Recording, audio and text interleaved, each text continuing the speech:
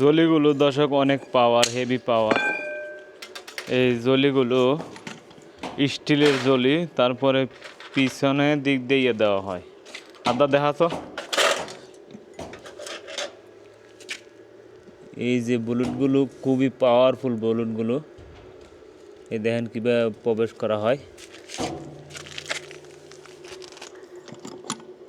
এরপরে এই টেকা দিয়ে পরিমাণ মতো দিতে হয়, একটু ভিতরে ঢুকাইতে হয়, নয়তো মুখোমুখি রাখলে অনেক স্পিডে দেয়াল টেয়াল হোল করে চলে যায়।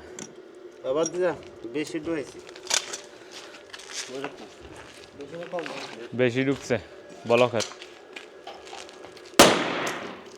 দেখেন কিভাবে হোল হয়ে চলে গেছে। আরেকটা ঢুকা কমায় দেখি, এই দেখেন কিভাবে হোল কইরা প্রতিটা হোল কইরা ডাইরেক্ট ভিতরে দিয়ে চলে গেছে।